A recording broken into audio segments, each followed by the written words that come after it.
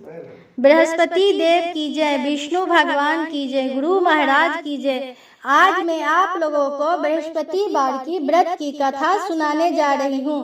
प्राचीन काल में एक ब्राह्मण रहते थे। वह बहुत गरीब थे। उनकी कोई संतान नहीं थी। उनकी स्त्री बहुत मलिनता के साथ रहती थी। वह स्नान नहीं करती, किसी देवता का पूजन नहीं करती थी और प्रातः काल उठते ही सर्वप्रथम भोजन करती थी। ब्राह्मण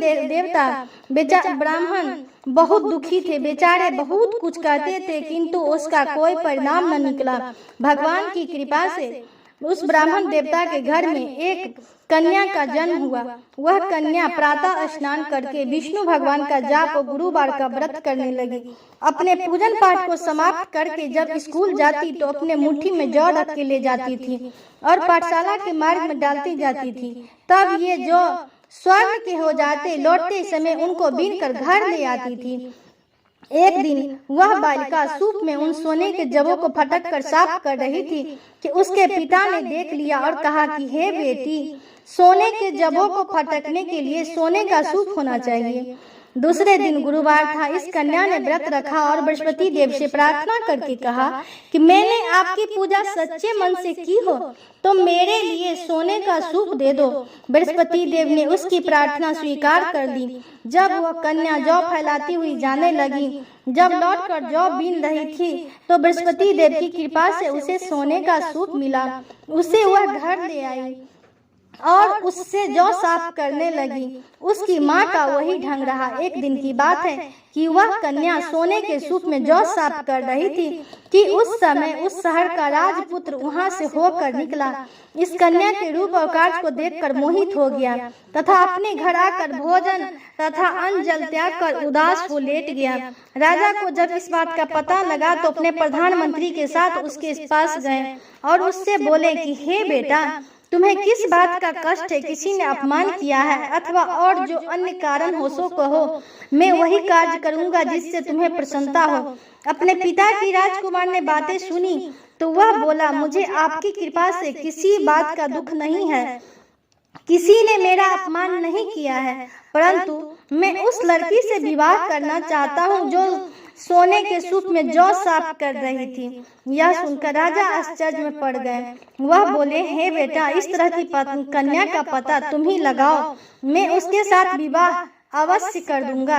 राजकुमार ने उस लड़की के घर का पता बतलाया। तब मंत्री उस लड़की के घर गए और ब्राह्मण देवता को सभी हाल बतलाया। ब्राह्मण देवता राजकुमार के साथ अपनी कन्या का विवाह करने के लिए तैयार हो गए तथा विधि विधान के अनुसार ब्राह्मण की कन्या का विवाह राजकुमार के साथ हो गया। कन्या के घर से जाते ही पहले की भांति उस ब्राह्मण देवता के घर में गरीबी का निवास हो गया।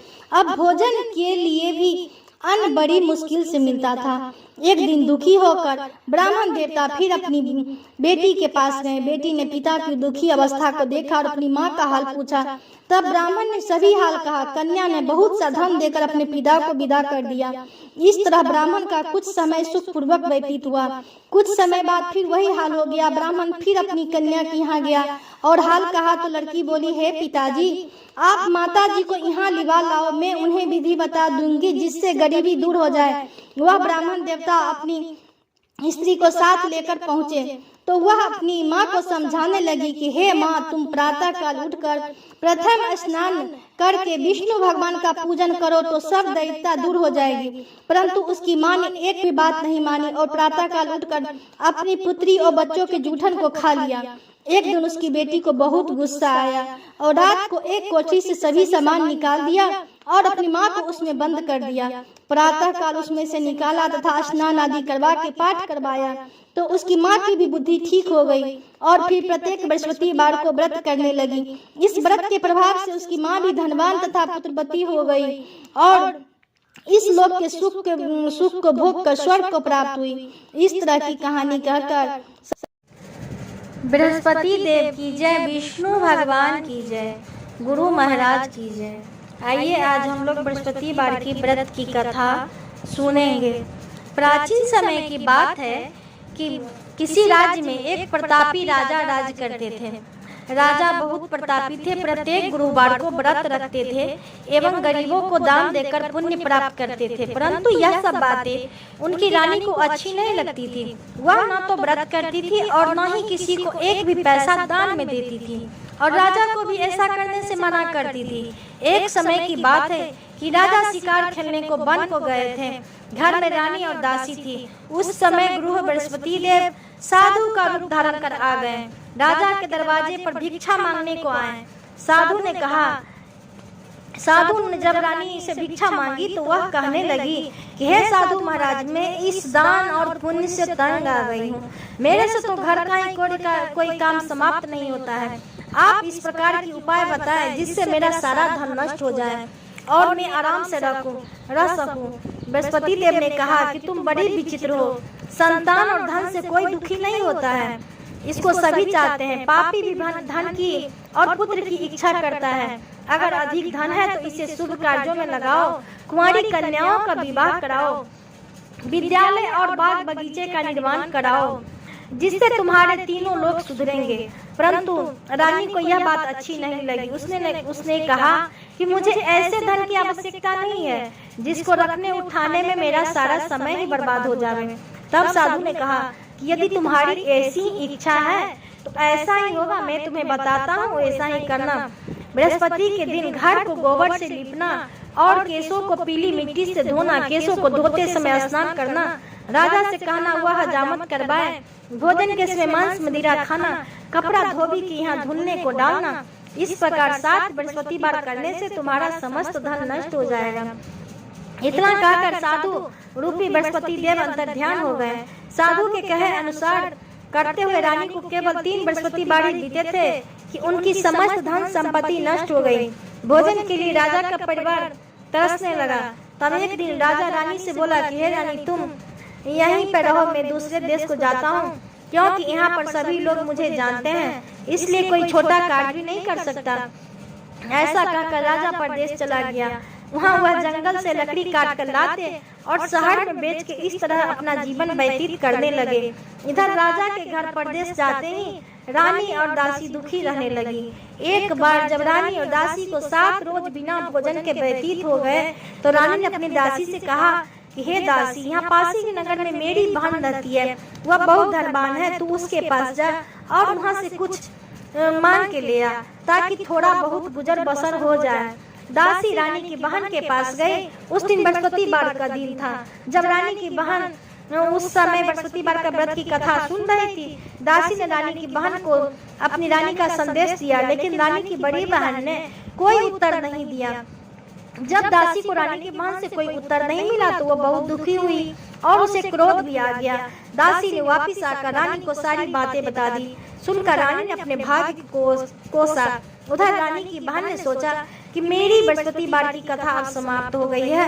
मेरी बहन की दासी आई थी, परंतु मैं उससे नहीं बोली, इससे वह बहुत दुखी हुई होगी। यह सोच कथा सुनकर और पूजन समाप्त कर वह अपनी बहन के घर चल दी और जाकर अपनी बहन से कहने लगी कि हे बहन, मैं बृहस्पति भगवान का व्रत कर रही थी, तुम्हारी दासी आई थी, मेरे घर आई थी, परंतु जब तक कथा होती है न उठते हैं न बोलते हैं, इसलिए मैं न बोली। कहो दासी क्यों आई थी?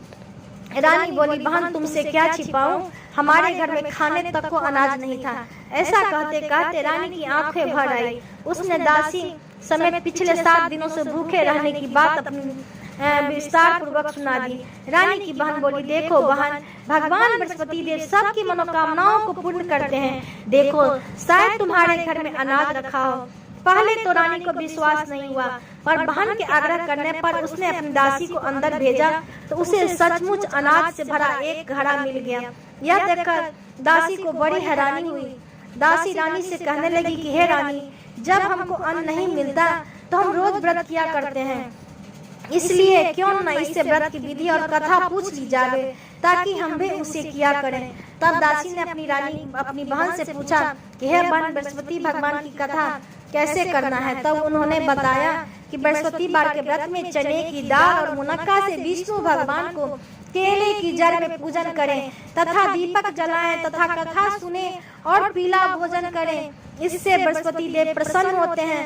व्रत और पूजन विधि बताकर रानी की बहन अपने घर को लौट आई। 7वें रोज बाद जब गुरुवार आया तो रानी और दासी ने निश्चय अनुसार व्रत रखा। गुड़साल में जाकर चना गुड़ बिन लाई और फिर उसकी दाल से केले की जड़ तथा विष्णु भगवान का पूजन किया। अब पीला भोजन कहाँ से आए, इस बात को लेकर दोनों बहुत दुखी थे, किंतु उन्होंने व्रत रखा था इसलिए गुरुदेव उन पर प्रसन्न थे। इसलिए वे एक साधारण व्यक्ति के रूप धारण करके 2 थालों में सुंदर पीला भोजन लेकर आए और दासी को दे गए। भोजन पाकर दासी बड़ी प्रसन्न हुई और फिर रानी के साथ मिलकर भोजन ग्रहण किया। उसके बाद वे सभी गुरुवार के व्रत और पूजन करने लगी। बृहस्पति भगवान की कृपा से उनके पास भीड़ से धन संपत्ति हो गया, परंतु रानी फिर से उस प्रकार आलस्य करने लगी। तब दासी बोली, देखो रानी, तुम पहले भी इसी प्रकार आलस्य करती थी, तुम्हें धन को रखने में बड़ा कष्ट होता था, इस कारण सभी धन नष्ट हो गया, और अब जब भगवान गुरुदेव की कृपा से धन मिला है तो तुम्हें फिर से आलस्य होता है। बड़ी मुसीबतों के बाद हमने यह धन पाया है, इसलिए हमें दान पुण्य करना चाहिए और भूखे मनुष्यों को भोजन कराना चाहिए और धन को शुभ कार्यों में खर्च करना चाहिए, जिससे तुम्हारे कुल का यश बढ़े तथा स्वर्ग की प्राप्ति हो और इससे पितर भी प्रसन्न होंगे। तब दासी की बात मानकर रानी अपना धन शुभ कार्यों में खर्च करने लगी, जिससे पूरे नगर में फिर से उनका प्रशंसा होने लगा। इधर राजा जब परदेश आ गए, परदेश में बहुत दुखी रहने लगे थे। लकड़ी काटकर जंगल में बेचते थे, जिससे उनको थोड़ा बहुत पैसा मिल जाता था। एक दिन राजा जब सोए हुए थे तो बृहस्पति देव ने उन्हें स्वप्न में कहा कि हे राजा, उठ, तेरी रानी तुझको याद करती है, तू अपने देश को चल। राजा प्रातः काल उठे और स्वप्न देखकर विचार करने लगे कि मैं घर को कैसे जाऊं, मेरे पास पैसे नहीं है। उनके पास साधु देवता ब्राह्मण के रूप धारण करके आ गए और राजा से कहने लगे कि हे राजा, तुम बृहस्पति भगवान की कथा सुनो तो तुम्हारी सारी चिंताएं दूर हो जाएगी।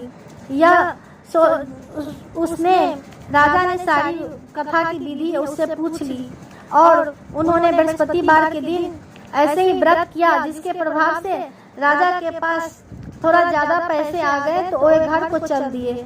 जब अपने घर पहुंचे तो वहाँ देखे कि पहले से अधिक बाग, तालाब, कुएं और धर्मशालाएं बन गए हैं। तो वे लोगों से पूछने लगे, वहाँ के लोगों से, कि ये सब किसके हैं?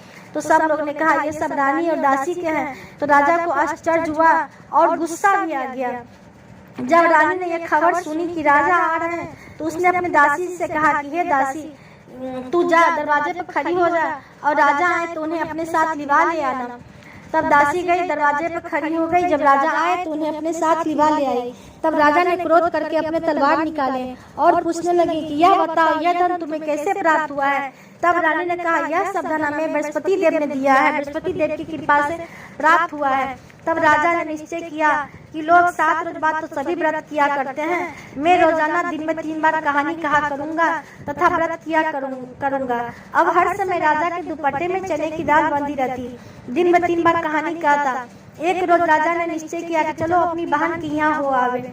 ऐसा निश्चय कर वह घोड़े पर सवार हुआ। जब राजा अपनी बहन के घर चल दिया तो मार्ग में उसने देखा कि कुछ आदमी मुर्दे को लेके जा रहे हैं। तो उन्हें रोक के कहने लगा कि भाई, मेरी बृहस्पति देव की कथा सुन लो। वे बोले, लो, हमारा तो आदमी मर गया है और इसको कथा की पड़ी है। परंतु कुछ आदमी बोले कि अच्छा कहो, हम तुम्हारी कथा भी सुनेंगे। तो राजा ने दाल निकाली। जो कथा आधी हुई थी कि मुर्दा हिलने लगा और जब कथा समाप्त हो गई तो वह मनुष्य राम राम कह के खड़ा हो गया। आगे मार्ग में उसे किसान खेत में हल चलाता हुआ मिला। राजा ने उसे देखा और उससे पूछा कि हे भैया, मेरी बृहस्पति देव की कहानी सुन लो। वे बोले, जब तक मैं तेरी कथा सुनूंगा तब तक 4 हड़िया जोत लूंगा, अपनी कथा किसी और को सुना। तो राजा बोले कि देखो भाई, जैसे ही राजा आगे बढ़े कि बैल पछाड़ खाकर गिर गया और वह आदमी बेहोश हो गया। उसी समय उसकी माँ रोटी लेकर आई और जब उससे हाल पूछी तो उसने बेटे ने सभी हाल कह दिया।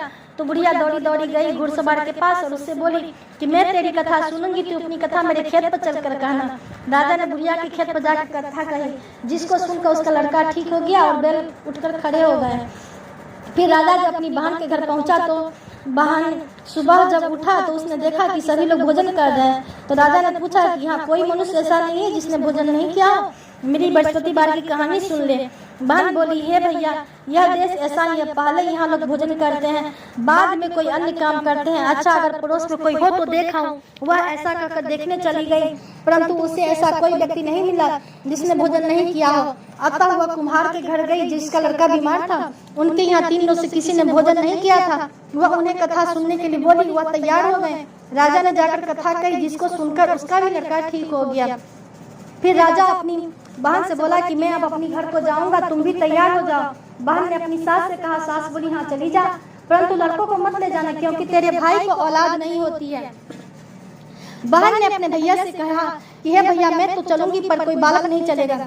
तब राजा बड़े दुखी मन से बोला कि जब कोई बालक नहीं जाएगा तब तुम ही क्या करोगी। बड़े दुखी मन से राजा अपने नगर को लौट आया। राजा ने आकर अपनी रानी से कहा कि हम निर्वंशी राजा हैं, हमारा मुंह किसी को देखने का धर्म नहीं है, और कुछ भोजन आदि नहीं किया। बहन रानी ने कहा कि हे प्रभु, हमें बृहस्पति देव ने सब कुछ दिया है, हमें औलाद अवश्य देंगे। इसके बाद रानी उसी रोज राजा को सौंप में बृहस्पति देव ने कहा कि हे राजा, उठ, तेरी रानी गर्भ से है। यह बात सुनकर राजा बहुत खुश हुआ। तब 90 महीने में उसके गर्भ से एक सुंदर पुत्र पैदा हुआ। तब राजा बोले कि हे रानी, स्त्री बिना भोजन किए रह सकती है, किंतु बिना बात किए नहीं रह सकती। जब मेरी बहन आवे तो तुम उससे कुछ मत कहना। रानी ने हाँ कह दिया। जब राजा की बहन ने शुभ समाचार सुना तो बहुत खुश हुई तथा बधाई लेकर अपने भाई के यहाँ आई। तो बहन ने कहा कि घोड़ा चढ़कर तो नहीं आई, गधा चढ़ी आई। तब रानी की बहन बोली, भाभी, मैं इस प्रकार न कहती तो आपको पुत्र कैसे प्राप्त होते। बृहस्पति देव ऐसे ही हैं, जैसे जिसके मन में जो कामनाएं हैं सभी को पूर्ण करते। जय बृहस्पति देव की जय, विष्णु भगवान की जय, गुरु महाराज की जय। आइए आज हम लोग बृहस्पति देव का व्रत कथा सुनते हैं। गुरुवार के व्रत करने से बृहस्पति देवता प्रसन्न होते हैं। यह व्रत अत्यंत फलदायी है। अग्नि पुराण के अनुसार अनुराधा नक्षत्र युक्त गुरुवार से आरंभ करके 7 गुरुवार व्रत करने से बृहस्पति ग्रह की हर पीड़ा से मुक्ति मिलती है। बृहस्पतिवार व्रत कथा प्राचीन समय की बात है। एक नगर में एक बड़ा व्यापारी रहता था। वह जहाजों से माल लदवा कर दूसरे देशों में भेजा करता था। वह जिस प्रकार अधिक धन कमाता था, उसी प्रकार जी खोलकर दान भी करता था। परंतु उसकी पत्नी अत्यंत कंजूस थी। वह किसी को एक दमड़ी भी नहीं देती थी। एक बार सेठ जब दूसरे देश व्यापार करने गया तो पीछे से बृहस्पति देव ने साधु वेश में उसकी पत्नी से भिक्षा मांगी। व्यापारी की पत्नी बृहस्पति देव जी से बोली, हे साधु महाराज, मैं इस दान और पुण्य से तंग आ गई हूँ। आप कोई ऐसा उपाय बताएं जिससे मेरा सारा धन नष्ट हो जाए और मैं आराम से रह सकूं। मैं यह धन लुटता हुआ नहीं देख सकती। बृहस्पति देव ने कहा, हे देवी, तुम बड़ी विचित्र हो। संतान और धन से कोई दुखी नहीं होता है। अगर अधिक धन है तो इसे शुभ कार्यों में लगाओ। कुंवारी कन्याओं का विवाह कराओ, विद्यालय और बाग बगीचों का निर्माण कराओ। ऐसा पुण्य कार्य करने से तुम्हारा लोक परलोक सार्थक हो सकता है। परंतु साधु की इन बातों से व्यापारी की पत्नी को खुशी नहीं हुई। उसने कहा, मुझे ऐसे धन की भी आवश्यकता नहीं है जिससे मैं और मनुष्यों को दान दूं। तब बृहस्पति देव बोले, यदि तुम्हारी ऐसी ही इच्छा है तो ऐसा ही होगा। मैं एक उपाय तुम्हें बताता हूँ, वह करना। 7 बृहस्पतिवार घर को गोबर से लिपना, अपने केशों को पीली मिट्टी से धोना, केशों को धोते समय स्नान करना, व्यापारी से हजामत बनाने को कहना, भोजन के समय मांस मदिरा खाना, कपड़ा धोबी के यहाँ धुलने डालना। ऐसा करने से तुम्हारा सारा धन नष्ट हो जाएगा। इतना कहकर बृहस्पति देव अंतर्ध्यान हो गए। व्यापारी की पत्नी ने बृहस्पति देव के कहे अनुसार 7 बृहस्पतिवार वैसा ही करने का निश्चय किया। केवल 3 बृहस्पतिवार ही बीते थे, उसी समय समस्त धन नष्ट हो गया और वह परलोक सिधार गई। जब व्यापारी वापिस आया तो उसने देखा कि उसका सब कुछ नष्ट हो गया है। उस व्यापारी ने अपनी पुत्री को सांत्वना दी और दूसरे नगर में जाकर बस गया। वहाँ जंगल से लकड़ी काट कर लाता और शहर में बेचता। इस तरह वो अपना जीवन व्यतीत करने लगा। एक दिन उसकी पुत्री ने दही खाने की इच्छा प्रकट की, लेकिन व्यापारी के पास दही खरीदने के पैसे नहीं थे। वह अपनी पुत्री को आश्वासन देकर जंगल में लकड़ी काटने चला गया। वहाँ एक वृक्ष के नीचे बैठ अपनी पूर्व दशा पर विचार कर रोने लगा। उस दिन बृहस्पतिवार था। तभी वहाँ बृहस्पति देव साधु के रूप में सेठ के पास आए और बोले, हे मनुष्य, तू इस जंगल में किस चिंता में बैठा है? तब व्यापारी बोला कि हे महाराज, आप सब कुछ जानते हैं। इतना कहकर व्यापारी अपनी कहानी सुनाकर रो पड़ा। बृहस्पति देव बोले, देखो बेटा, तुम्हारी पत्नी ने बृहस्पति देव का अपमान किया था, इसी कारण तुम्हारा यह हाल हुआ है। लेकिन अब तुम किसी प्रकार की चिंता मत करो। तुम गुरुवार के दिन बृहस्पति देव का पाठ करो। 2 पैसे के चने और गुड़ को लेकर जल के लोटे में शक्कर डालकर वह अमृत और प्रसाद अपने परिवार के सदस्यों और कथा सुनने वालों में बांट दो। स्वयं भी प्रसाद और चरणामृत लो, भगवान तुम्हारा अवश्य कल्याण करेंगे। साधु की बात सुनकर व्यापारी बोला, महाराज, मुझे तो इतना भी नहीं बचता कि मैं अपनी पुत्री को दही लाकर दे सकूं। इस पर साधु जी बोले, तुम लकड़ियां शहर में बेचने जाना, तुम्हें लकड़ियों के दाम पहले से चौगुने मिलेंगे, जिससे तुम्हारा सारा कार्य सिद्ध हो जाएगा। उसने लकड़ियां काटी और शहर में बेचने के लिए चल पड़ा। उसकी लकड़ियां अच्छे दाम में बिक गई, जिससे उसने अपनी पुत्री के लिए दही लिया और गुरुवार की कथा हेतु चना गुड़ लेकर कथा की और प्रसाद बांटकर स्वयं भी खाया। उसी दिन से उसकी सभी कठिनाइयां दूर होने लगी। परंतु अगले बृहस्पतिवार को वह कथा करना भूल गया। अगले दिन वहां के राजा ने एक बड़े यज्ञ का आयोजन किया। पूरे नगर के लोगों के लिए भोज का आयोजन किया। राजा की आज्ञा अनुसार पूरा नगर राजा के महल में भोज करने गया, लेकिन व्यापारी और उसकी पुत्री तनिक विलंब से पहुंचे। अतः उन दोनों को राजा ने महल में ले जाकर भोजन कराया। जब वे दोनों लौट कर आए तब रानी ने देखा कि उसका खूंटी पर टंगा हार गायब है। रानी को व्यापारी और उसकी पुत्री पर संदेह हुआ कि उसका हार उन दोनों ने ही चुराया है। राजा की आज्ञा से उन दोनों को कारावास की कोठरी में कैद कर दिया गया। कैद में पड़कर दोनों अत्यंत दुखी। वहाँ उन्होंने बृहस्पति देव का स्मरण किया। बृहस्पति देव ने प्रकट होकर व्यापारी को उसकी भूल का आभास कराया और उन्हें सलाह दी कि गुरुवार के दिन कैद खाने के दरवाजे पर तुम्हें 2 पैसे मिलेंगे। उनसे तुम चने और मुनक्का मंगवाकर विधि पूर्वक बृहस्पति देव का पूजन करना, तुम्हारे सब कष्ट दूर हो जाएंगे। बृहस्पतिवार के दिन कैद खाने के द्वार पर उन्हें 2 पैसे मिले। बाहर सड़क पर एक स्त्री जा रही थी। व्यापारी ने उसे बुलाकर गुड़ और चने लाने को कहा। इस पर वह स्त्री बोली, मैं अपनी बहू के लिए गहने लेने जा रही हूँ, मेरे पास समय नहीं है। इतना कहकर वह चली गई।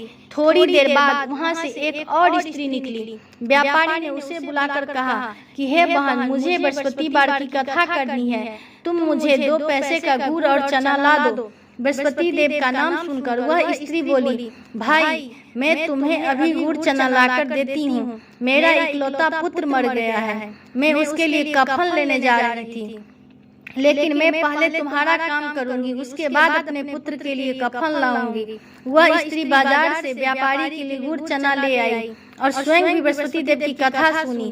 कथा के समाप्त होने पर वह स्त्री कफन लेकर अपने घर गई, पर घर पर लोग उसके पुत्र की लाश को राम नाम सत्य है कहते हुए श्मशान ले जाने की तैयारी कर रहे थे। स्त्री बोली, मुझे अपने लड़के का मुख देख लेने दो। अपने पुत्र का मुख देखकर उस स्त्री ने उसके मुख में प्रसाद और चरणामृत डाला।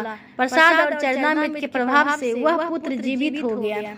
पहली स्त्री जिसने बृहस्पति देव का निराधार किया था, वह जब अपने पुत्र के विवाह हेतु पुत्र वधू के लिए गहने लेकर लौटी और जैसे ही उसका पुत्र घोड़ी पर बैठकर निकला, वैसे ही घोड़ी ने ऐसी उछाल मारी कि वह घोड़ी से गिरकर मर गया था। यह देख स्त्री रो रो कर बृहस्पति देव से क्षमा याचना करने लगी। उस स्त्री की याचना से बृहस्पति देव ने साधु वेश में वहां पहुंचकर कहने लगे, देवी, तुम्हें अधिक विलाप करने की आवश्यकता नहीं है। यह बृहस्पति देव का अनादर करने के कारण हुआ है। तुम वापिस जाकर मेरे भक्त से क्षमा मांगकर कथा सुनो, तब ही तुम्हारी मनोकामना पूर्ण होगी। जेल में जाकर उस स्त्री ने व्यापारी से माफी मांगी और कथा सुनी। कथा के उपरांत वहाँ प्रसाद और चरणामृत लेकर अपने घर वापिस आ गई। घर आकर उसने चरणामृत अपने पुत्र के मुख में डाला। चरणामृत के प्रभाव से उसका पुत्र भी जीवित हो गया।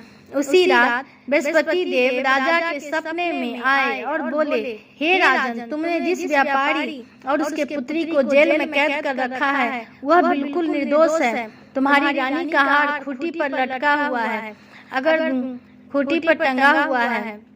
दिन निकला तो राजा रानी से हार खूंटी पर लटका हुआ देख राजा ने उस व्यापारी से उसकी पुत्री को रिहा कर दिया और उन्हें आधा राज देकर उसकी पुत्री का विवाह उच्च कुल में करवा कर दहेज